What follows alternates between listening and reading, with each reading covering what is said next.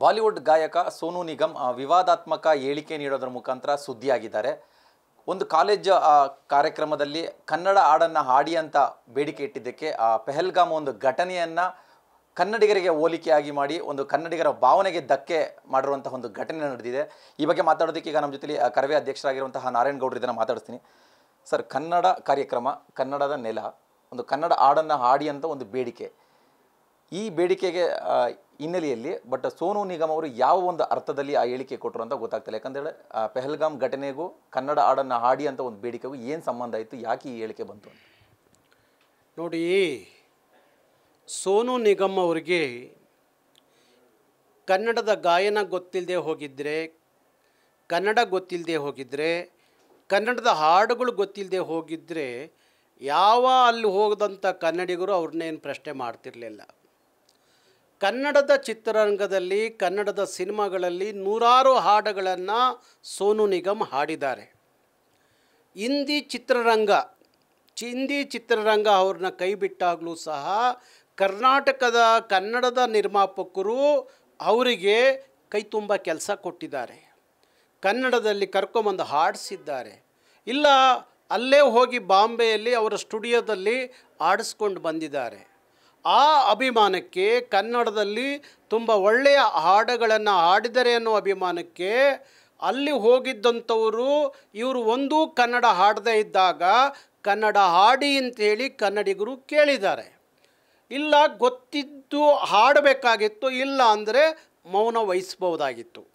ಆದರೆ ಸೋನು ನಿಗಮ್ ಅಂತ ಒಬ್ಬ ಗಾಯಕ, ಅಂತಾರಾಷ್ಟ್ರ ಮಟ್ಟದಲ್ಲಿ ಹೆಸರು ಮಾಡಿದಂಥ ಗಾಯಕ, ಅವನಿಗೆ ವಿವೇಕ ಇರಬೇಕಾಗಿತ್ತು.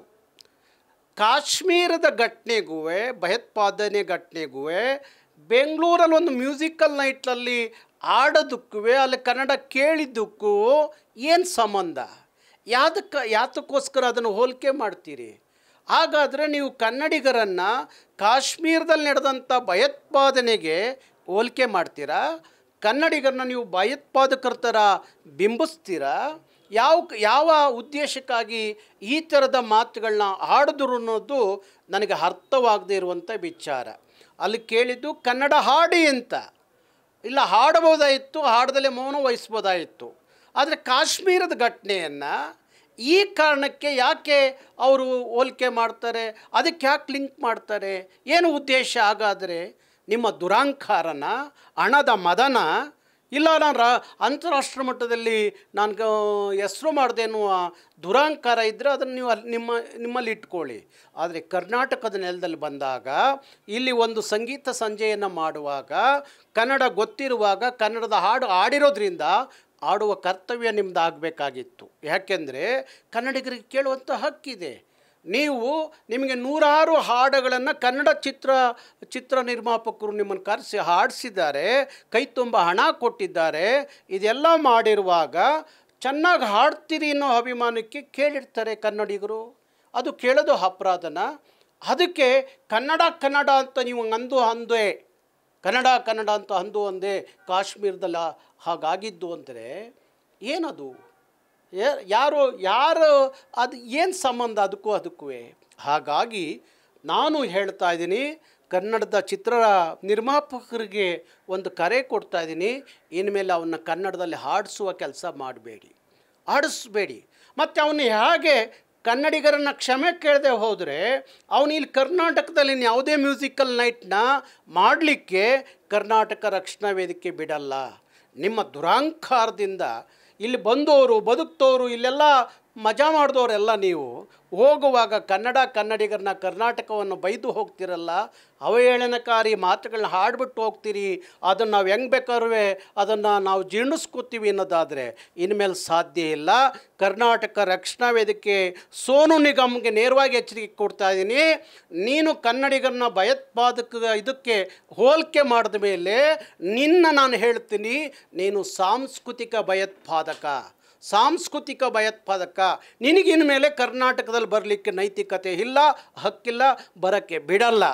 ಕನ್ನಡದ ನಿರ್ಮಾಪಕರಿಗೆ ಹೇಳ್ತೀವಿ, ನೀವೇನಾರು ಅವನ್ನ ಸಿನಿಮಾಗಳಲ್ಲಿ ತೊಗೊಬಂದು ಹಾಡಿಸಿರೆ ಕರ್ಕೊಂಬಂದು, ನಾವು ನಿಮ್ಮ ಸಿನಿಮಾಗಳನ್ನೆಲ್ಲೂ ನಡೆಸಲಿಕ್ಕೆ ಬಿಡೋದಿಲ್ಲ.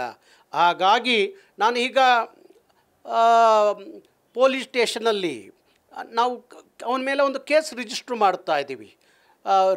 ಮಾಡ್ತೀವಿ ಮತ್ತು ಚಲನಚಿತ್ರ ವಾಣಿಜ್ಯ ಮಂಡಳಿಗೂ ಸಹ ಒಂದು ಕಂಪ್ಲೇಂಟ್ ಕೊಡ್ತಾಯಿದ್ದೀವಿ, ನಿರ್ಮಾಪಕರ ಸಂಘಕ್ಕೂ ಸಹ ಒಂದು ಕಂಪ್ಲೇಂಟ್ ಕೊಡ್ತಾಯಿದ್ದೀವಿ. ಇನ್ನು ಮೇಲೆ ಅಂಥವರಿಗೆ ಅವಕಾಶ ಕೊಡಬೇಡಿ. ಕನ್ನಡದಲ್ಲಿ ಅಗಾಧವಾದಂಥ ಕನ್ನಡದ ಮಹಾದೊಡ್ಡ ಪ್ರತಿಭೆಗಳು ಇವತ್ತಿದ್ದಾರೆ, ಗಾಯಕರಿದ್ದಾರೆ, ಏನು ಕೊರತೆ ಇಲ್ಲ ಕನ್ನಡದಲ್ಲಿ. ಸೋನು ನಿಗಮ್ಗಿಂತ ಚೆನ್ನಾಗಿ ಆಡುವಂಥ ಗಾಯಕರು ಈಗ ವಿಶ್ವವ್ಯಾಪ್ತಿಯಲ್ಲಿ ಹೋಗಿ ಹಾಡ್ಕೊಂಡು ಬರ್ತಾ ಇದ್ದಾರೆ ಕನ್ನಡದ ಮಕ್ಕಳು. ಹಾಗಾಗಿ ಹೆಚ್ಚು ಅಂಥ ಕನ್ನಡದ ಮಕ್ಕಳಿಗೆ ನಮ್ಮ ಕನ್ನಡದ ನಿರ್ಮಾಪಕರು ಅವರಿಗೆ ಅವಕಾಶ ಕೊಡಿ. ಇಂಥ ಯಾರಿಗೋ ಅಯೋಗ್ರಿಗೆ ಕೊಟ್ಟು ಕರ್ನಾಟಕವನ್ನು ಕನ್ನಡಿಗರನ್ನ ಭಯೋತ್ಪಾದನೆಗೆ ಹೋಲಿಕೆ ಮಾಡಿ ಹೋಗ್ತಾರಲ್ಲ, ಅಂಥವ್ರಿಗೆ ಅವಕಾಶ ಕೊಡಬೇಡಿ ಅಂತ ಹೇಳಿ ನಾನು ಒತ್ತಾಯಿಸ್ತೀನಿ. ಸರ್, ಈಗ ಇದೇ ಸೋನು ನಿಗಮ್ ಅವರು ಕನ್ನಡದ ಬಗ್ಗೆ, ಕನ್ನಡದ ಸಿನಿಮಾಗಳ ಬಗ್ಗೆ ಅಭಿಮಾನ ವ್ಯಕ್ತಪಡಿಸಿರುವಂಥ ಸಾಕಷ್ಟು ಉದಾಹರಣೆಗಳಿದ್ದಾವೆ. ಅಂತ ಹೇಳಿದ್ರೆ ನಾನು ಇಂದಿನ ಜನರಲ್ಲಿ ಕನ್ನಡಿಗನಾಗಿದ್ದೇನೋ ಒಂದು ಮಾತನ್ನು ಕೂಡ ಅವ್ರು ಇದಕ್ಕೆ ಮುಂಚೆ ಹೇಳಿದರು. ಆಮೇಲೆ ತನ್ನ ವೃತ್ತಿ ಜೀವನದಲ್ಲಿ ಅತಿ ಹೆಚ್ಚು ಹಿಟ್ ಸಾಂಗ್ಸ್ ಅಂತ ಏನಾದ್ರು ಇದ್ದರೆ ಅದು ಕನ್ನಡದಲ್ಲೇ ಅಂತ ಕೂಡ ಒಂದು ಸ್ಟೇಟ್ಮೆಂಟ್ ಕೊಟ್ಟಿದ್ರು. ಇಂಥ ಸೋನು ನಿಗಮ್ ಅವರು ಈಗ ಒಂದು ವೇದಿಕೆಯಲ್ಲಿ ಕನ್ನಡ ಹಾಡು ಹೇಳಿ ಅಂತಂದರೆ ಬೆದರಿಸ್ತೀರಾ ಅನ್ನೋ ಒಂದು ಅರ್ಥದಲ್ಲಿ ಅವರು ಕ್ವಶನ್ ಮಾಡಿರೋದಂಥದ್ದು. ನೋಡಿ, ನೀವು ಕನ್ನಡದ ಅಭಿಮಾನವನ್ನು ವ್ಯಕ್ತಪಡಿಸಿರಿ, ಹಾಗಾಗಿ ಕನ್ನಡಿಗರು ನಿಮ್ಮನ್ನು ಪ್ರೀತಿ ತೋರಿಸಿದ್ದಾರೆ. ಸೋನು ನಿಗಮ್ಗೆ ಕರ್ನಾಟಕದ ಕನ್ನಡಿಗರು ಲಕ್ಷಾಂತರ ಅಭಿಮಾನಿಗಳಿದ್ದಾರೆ. ಅವರ ತೋರಿದ ಕನ್ನಡದ ಪ್ರೀತಿಗೆ ನಾವು ಕನ್ನಡದ ಪ್ರೀತಿಯನ್ನು ತೋರಿಸಿದ್ದೀವಿ. ಆದರೆ ಮೊನ್ನೆ ಕಾರ್ಯಕ್ರಮ ನಡೆದಂಥ ಘಟನೆ, ಆ ವಿಚಾರದಲ್ಲಿ ಅಲ್ಲರಿ ಅಭಿಮಾನಿಗಳು ಪ್ರೀತಿಯಿಂದ ಕನ್ನಡ ಅಂತೇಳಿ ಕೂಗಿದ್ರೆ ನಿಮಗೆಂತದ್ರಿ? ಅದಕ್ಕೆ ಯಾಕೆ ಕಾಶ್ಮೀರದ ಭಯೋತ್ಪಾದನೆಗೆ ಆ ಘಟನೆಗೆ ಯಾಕೆ ಅದನ್ನು ಹೋಲಿಕೆ ಮಾಡ್ತೀರಿ? ಯಾಕೆ ಅದಕ್ಕೂ ಏನು ಲಿಂಕ್ ಮಾಡ್ತೀರಿ?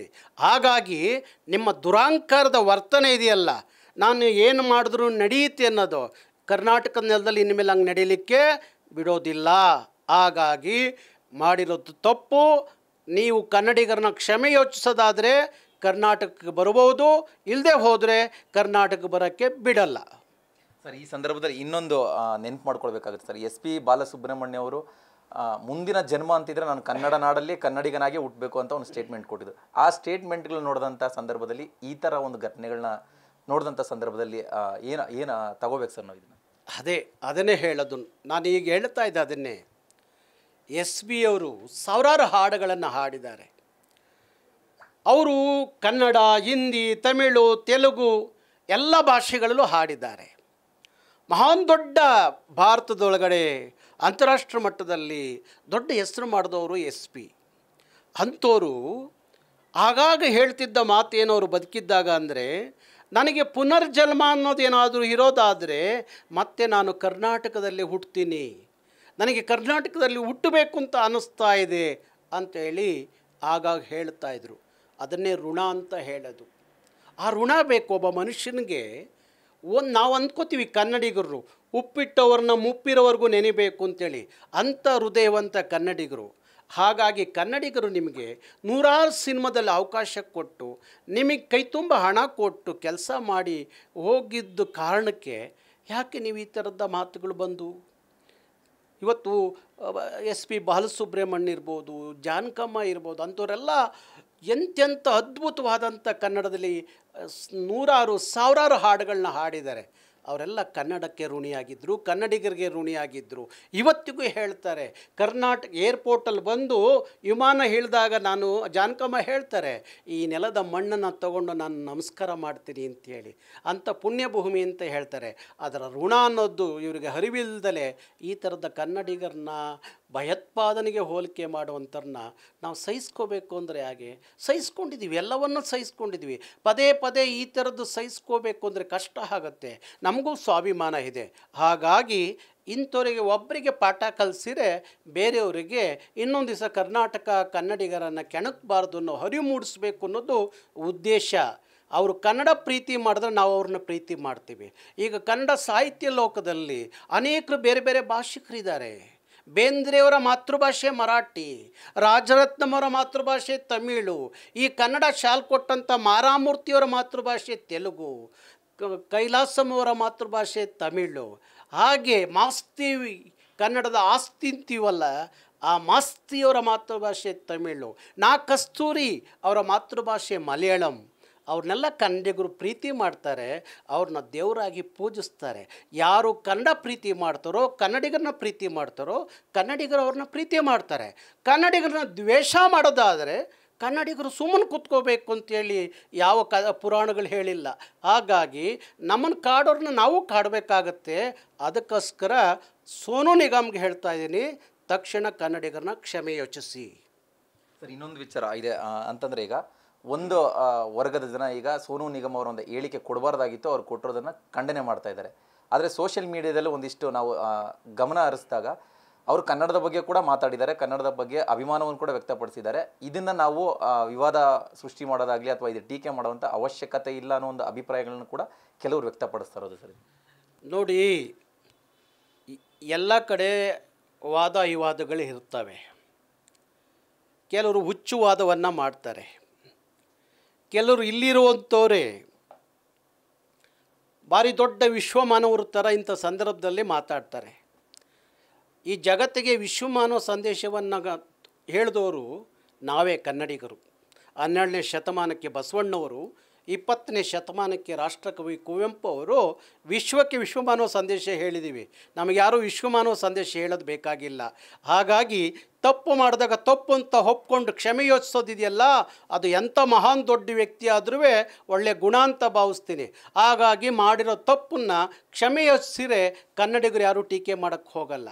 ಗೊತ್ತಾಯ್ತಾ? ತಪ್ಪು ಮಾಡಿದ್ದಕ್ಕೆ ಟೀಕೆ ಮಾಡ್ತಾರೆ. ಅವ್ರನ್ನ ಯಾರಾದರೂ ಬೆಂಬಲಿಸೋರು ಇದ್ದರೆ ನೀವು ಅವ್ರ ಜೊತೆಯಲ್ಲಿ ಹೋಗ್ಬಿಡಿ ಕರ್ನಾಟಕ ಬಿಟ್ಟು.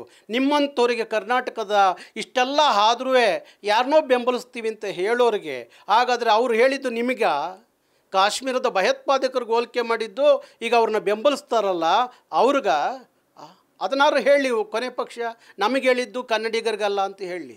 ಕನ್ನಡಿಗರಿಗೆ ಅಂತ ಹೇಳಿದ ಮೇಲೆ ಕನ್ನಡಿಗರ ಕ್ಷಮೆ ಕೇಳಲೇಬೇಕು. ಅಲ್ಲಿವರೆಗೂ ಅವರಿಗೆ ಇಲ್ಲಿ ಅವಕಾಶ ಕೊಡಲ್ಲ.